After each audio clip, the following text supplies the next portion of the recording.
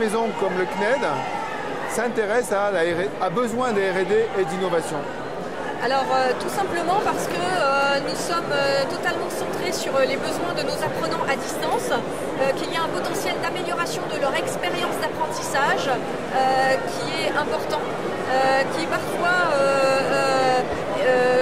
fourni par la technologie en fait, c'est-à-dire que les innovations technologiques peuvent nous amener à transformer un peu nos modèles pédagogiques, à transformer nos plateformes et à améliorer l'expérience d'apprentissage. Évidemment, nous innovons avec des technologies existantes, mais nous innovons aussi en R&D, c'est-à-dire toutes les technologies émergentes qui vont peut-être produire les modèles pédagogiques de demain. Nous commençons à les expérimenter pour trouver justement l'angle qui va nous permettre de concevoir ces futurs modèles pédagogiques axés sur les nouvelles technologies.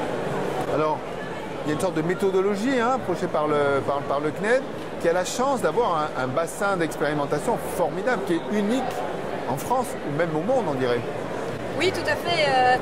Toutes nos innovations, on les soumet à nos apprenants, c'est-à-dire qu'on les met à l'épreuve. On fait ce qu'on appelle des POC, des proof of concept, puis des pilotes. Et quand on ouvre un pilote avec une technologie innovante qu'on a intégrée dans nos parcours, eh bien c'est tout de suite 3000, 4000 élèves pour un seul niveau scolaire. On commence par là, on commence petit pour nous. Mais c'est une source d'information énorme avec la data, les traces d'apprentissage que nous collectons et que nous analysons scientifiquement pour comprendre les usages. Et en parallèle, nous faisons ce qu'on appelle des enquêtes qualitatives, UX, auprès de nos élèves. Nous les interrogeons sur leur expérience et nous collectons aussi le récit de leur parcours pour bien comprendre où se situent les problèmes, pour bien comprendre comment ils appréhendent ces nouvelles technologies et surtout ce que nous devons changer. Et ensuite, en mode projet, eh bien, nous venons améliorer le dispositif que nous avons commencé à mettre en pilote avant d'aller le généraliser en industrialisation auprès, là ça monte à 10 000, 20 000, 30 000 élèves facilement, parce que nous avons besoin d'abord de répondre de l'affiner en fait pour qu'il soit vraiment utile à l'amélioration de l'expérience d'apprentissage. Alors le CNED fait appel à des startups ou des EdTech qui mettent à disposition des technologies, qui permettent de les valider aussi avec vous, qui ont la chance de pouvoir utiliser justement ces nombres importants de données. On peut donner un exemple d'innovation sur l'IA, qui est quand même le gros truc du moment.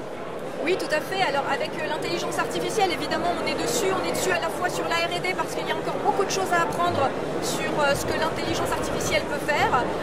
Mais nous avons déjà expérimenté les parcours adaptatifs, c'est-à-dire que l'IA permet vraiment de sortir d'un modèle prédéterminé de parcours adaptatif qui est déjà paramétré pour, selon le niveau, avoir le scénario 1, le 2 ou le 3.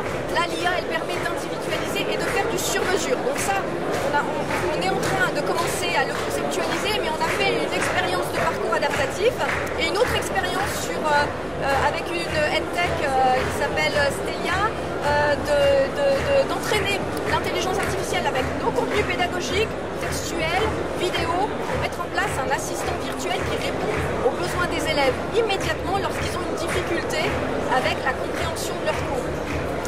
On peut parler de R&D aussi, donc il y a la réalité virtuelle dont on parle depuis un moment.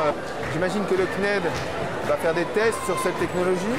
Oui, sur la réalité virtuelle, nous avons commencé déjà. Effectivement, la réalité virtuelle existe et elle adresse la plupart du temps un objectif d'acquérir une procédure. Nous, ce que nous avons cherché comme angle, c'est de nous dire, voilà, en quoi la réalité virtuelle peut permettre de lever des problèmes de compréhension là où la vidéo a échoué.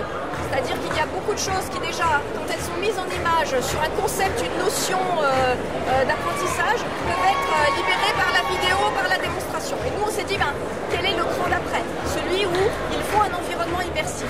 Et donc, nous avons commencé à travailler un premier prototype sur la réalité virtuelle qui, justement, permet sur l'appréhension des solides, le nombre d'arêtes d'un solide, savoir calculer les longueurs, savoir calculer un volume et ensuite voir concrètement une construction prendre forme parce que on pense que l'expérience immersive favorise beaucoup l'autonomie, favorise également beaucoup le fait de l'approche essai-erreur. Je peux me tromper dans la réalité virtuelle, je bouge le curseur, si ce n'est pas les bonnes valeurs, je vais m'en rendre compte tout seul, je vais m'auto-corriger.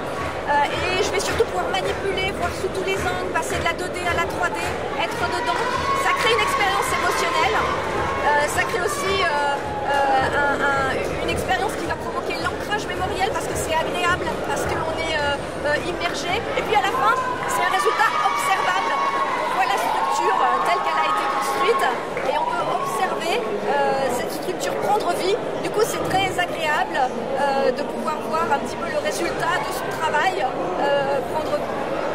Après, il reste dans la phase d'innovation, reste à massifier les usages.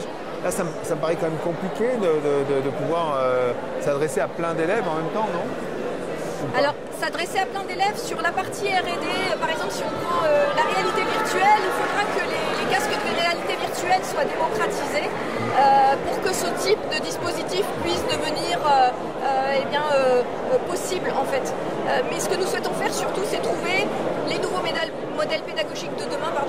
Ce que nous souhaitons, c'est trouver les nouveaux modèles pédagogiques de demain lorsque les casques VR deviendront des objets totalement démocratisés dans les foyers, ce qui va prendre probablement quelques années, mais la R&D demande du temps aussi. Donc c'est un temps d'investissement pour le futur, en fait. Voilà. Ben merci Isabelle. Merci à vous.